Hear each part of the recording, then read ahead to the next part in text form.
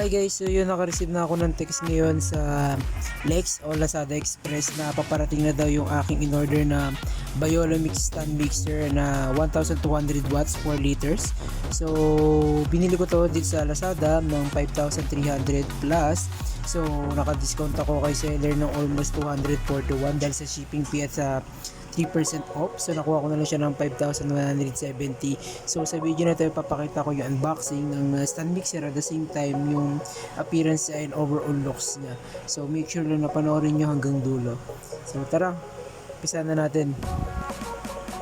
So ito yung box.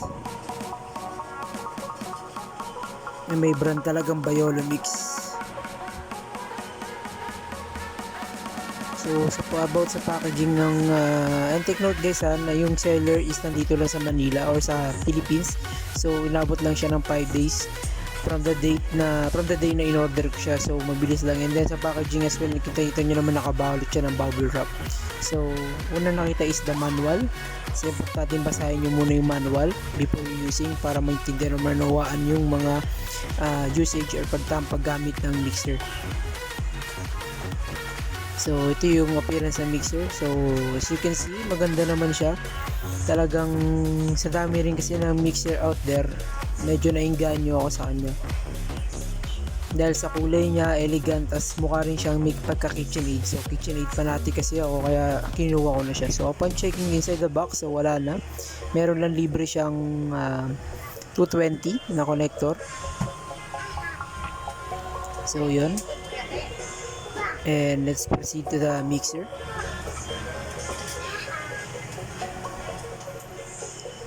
So yung about sa mixer nga guys, kung makikita nyo is sa picture para siyang malaki, pero pag na-receive nyo na siya is maliit lang pala siya. So 4 liters nga lang din siya. So expect nyo pa sa 4 liters na hindi nyo pa malalagay, magagamit yung the rest na liters. So 2 to 3 liters lang yung magagamit yung since especially pag whipping cream, hindi nyo naman pwedeng gamitan ng 2 to 3 liters yun. So 1 liter lang, aapaw na kagad siya. So yun, nakikita nyo yung bowl, isang dangkal lang.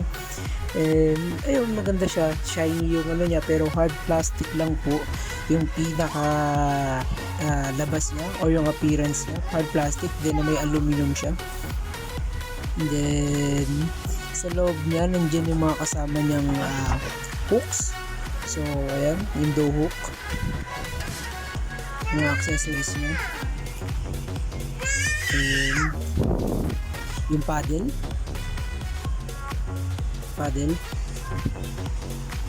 at saka yung egg beater or whisk beater. Yan. So be careful lang sa paggamit yung guys kasi plastic lang siya, unlike sa iba na buong metal or aluminum yun. So may plastic sa part niya. So ito naman yung bowl is stainless bowl. So maganda yung bowl niya, and then isang dangkal nga siya. So mukhang matibay na rin. And then sa mixer, makita nyo meron siyang stain or bakal sa nagdi-divide sa mismong head ng stand mixer at saka sa body sa switch. So may libre na rin siyang cover para hindi mag-splash yung mini mix nyo just in case na medyo puno.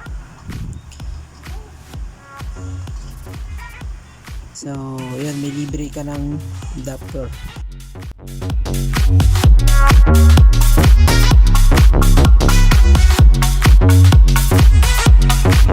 So yun lang naman overall guys sa box. So ito na yung kabuuan ng nasa loob ng box. Sobrang ganda niya guys pag sa itsura. So proceed na tayo sa mga iba pang usage niya.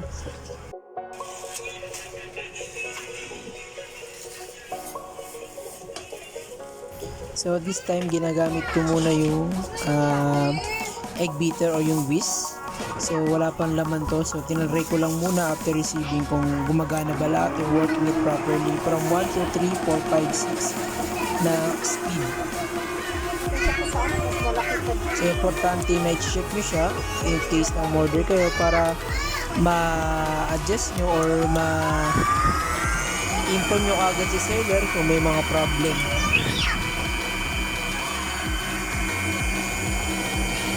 So as you can see, I'm using 6 and working properly naman, napakaganda. medyo swavel lang siya or nagmo-move ng konti, pero don't worry naman guys kasi may suction naman sa ilalim kaya hindi siya malikot or magmo-move. So now I'm trying to use the paddle. So medyo hirap lang hawakan kasi isang kamay nasa camera. So yan. So para mababa nyo yung pinaka-head ng stand mixer, kailangan nyo i-push yung button and then push nyo pababa. Yan. Pag narinig nyo na yung lock, it means ready na at safe na gamitin ang inyong stand mixer. So I'm using again the speed 1, 2, 3, 4, 5 and 6. So you can see working it properly naman at wala namang problema.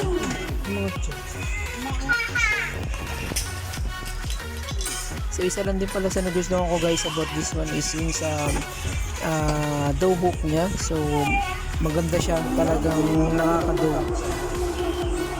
And isa pa yung switch or yung turning on knob ng kanyang stand mixer is umiilaw pala ng color blue. So napakaganda rin, isa sa mga looks or elegant, talagang nakakadagdag ganda sa stand mixer.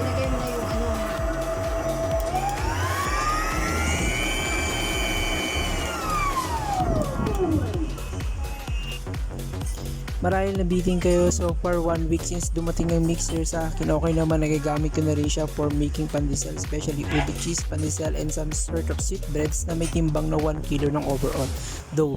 Smooth and elastic na ang dough after ng 12 to 15 minutes ng speed number 3.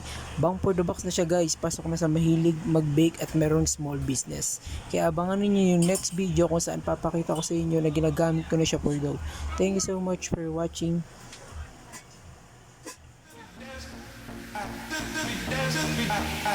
We